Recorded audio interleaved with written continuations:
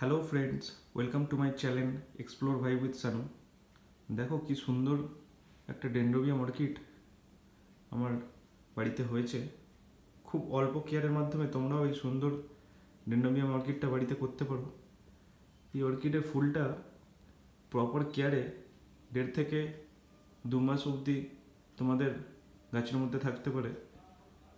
সামান্য কিছু কেয়ার বলতে উইকলি একবার এনপিকে স্প্রে আর 15 দিনে একবার ফাঙ্গিসাইড স্প্রে তোমরা করলে একটু ইনডাইরেক্ট সানলাইট আর ব্রাইট সানলাইটটা এর খুবই প্রয়োজন।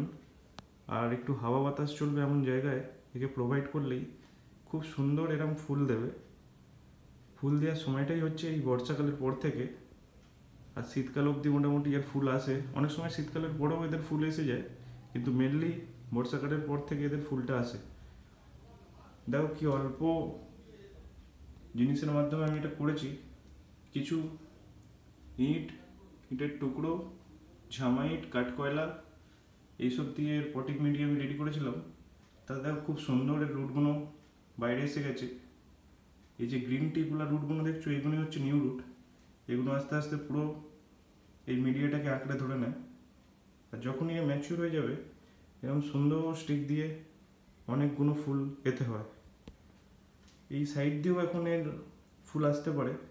এই যে সাইডগুলো দেখছো, এই সাইড দিয়ে অনেক সময় এর এরকম স্টিকগুলো এসে যায়। আর এই যে স্টিকটা এসেছে, এই স্টিক থেকে আবার মাল্টিপল স্টিকের নিচে থেকে বেরোতে পারে, সেখান থেকেও আবার নতুন ফুল আসবে এতে।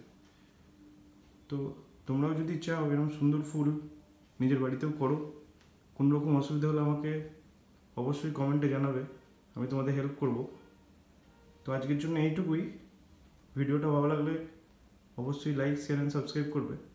Till then, bye by.